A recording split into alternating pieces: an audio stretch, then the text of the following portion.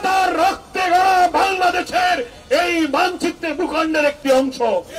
কি করে তারা সেখানে জুলাই অভ্যুত্থানের বীর নায়কদের একটি ছাত্র সংগঠন থেকে আসা, যাদের ত্যাগ, যাদের নির্যাতনের উপরে ফ্যাসিবাদ মুক্ত হওয়ার এক বিরাট অংশীদারিত্বের গর্বের দাবিদার যে সংগঠন, তাদের উপরে কি করে হামলা করা হলো? দিনের বেলায় প্রকাশ্যে প্রশাসনের উপস্থিতিতে কি করে এটা করতে পারলো? প্রশাসনকে তার জবাব দিতে হবে। আমরা অবিলম্বে সরকার, স্বরাষ্ট্রমন্ত্রী, পুলিশ প্রশাসন, সরকারের আইন শৃঙ্খলা এবং মানুষের নিরাপত্তায় নিয়োজিত সকল সংস্থার কাছে দাবি করব, গোপালগঞ্জে যে ঘটনা হয়েছে এটা একটি অশনি সংকেত।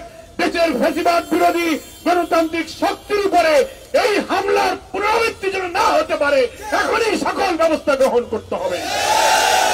নতুন স্বাধীন বাংলাদেশে আওয়ামী ফ্যাসিবাদের প্রেতাত্মা শেখ হাসিনা বিদায় নিলেও ফ্যাসিবাদের দোসররা যে এখনো ঘাটতি মেরে আমাদের গণতান্ত্রিক অধিকারকে হরণ করছে, আজকে গোপালগঞ্জে জুলাই যোদ্ধা এনসিপির সমাবেশে হামলা করে তারা সেই কথাই প্রমাণ করেছে।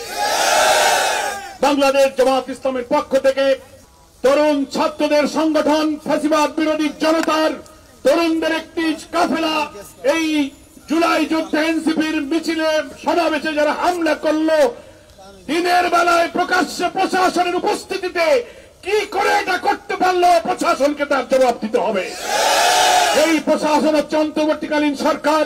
জনগণের জান মালের নিরাপত্তার জন্য ফ্যাসিবাদ মুক্ত একটি বাংলাদেশে নিরপেক্ষ প্রশাসন বলে আমরা মনে করি। অথচ দিনের বেলা একটি ঘোষিত পদযাত্রা সমাবেশ ভেঙে দিয়ে, মঞ্চ ভেঙে আগুন দিয়ে কিভাবে তারা পারলো? এখনো তাদেরকে গোপালগঞ্জে এনসিপির নেতাদের কেন অবরুদ্ধ রাখা হয়েছে? তাদেরকে, দোষীদেরকে গ্রেফতার করে আইনের আওতায় আনতে হবে। আমরা জামাত ইসলামের পক্ষ থেকে ফ্যাসিবাদ বিরোধী সংগ্রামে গণতান্ত্রিক সকল শক্তির উপরে ফ্যাসিবাদীদের যে কোনো হামলার বিপক্ষে আমরা রুখে দাঁড়াবো। আমরা অবিলম্বে গোপালগঞ্জ, এটাও কিন্তু বাংলাদেশের অংশ, এটা সকলকে মনে রাখতে হবে। গোপালগঞ্জ কিন্তু আধিপত্যবাদী দিল্লির কোন অংশ নয়। স্বাধীনতার রক্তে গড়া বাংলাদেশের এই মানচিত্রের ভূখণ্ডের একটি অংশ।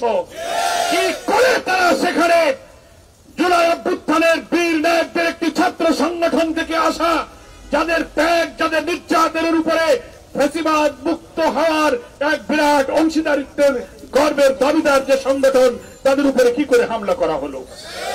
আমরা অবিলম্বে সরকার, স্বরাষ্ট্রমন্ত্রী, পুলিশ প্রশাসন, সরকারের আইন শৃঙ্খলা এবং মানুষের নিরাপত্তায় নিয়োজিত সকল সংস্থার কাছে দাবি করব, গোপালগঞ্জে যে ঘটনা হয়েছে এটা একটি অশনি সংকেত। দেশের ফ্যাসিবাদ বিরোধী গণতান্ত্রিক শক্তির উপরে এই হামলার পুনরাবৃত্তি যেন না হতে পারে, এখনই সকল ব্যবস্থা গ্রহণ করতে হবে। 19 জুলাই সরার্দি উদ্যানে নিরাপদ পরিবেশে লক্ষ লক্ষ ঢাকাবাসী যোগ দেবে।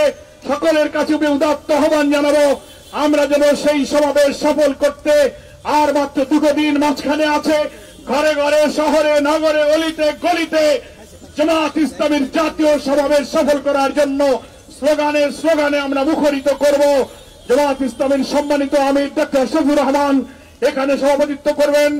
বাংলাদেশের দেশপ্রেমিক সকল রাজনৈতিক দল, ইসলামী শক্তির জাতীয় নেতৃবৃন্দ মঞ্চে আসন গ্রহণ করবেন এবং তারা বক্তব্য রাখবেন। নতুন বাংলাদেশ বিনির্মাণের ঐতিহাসিক দিক নির্দেশনা সরার্দি উদ্যানের মঞ্চ থেকে ইনশাআল্লাহ জাতীয় নেতৃবৃন্দ ঘোষণা করবেন।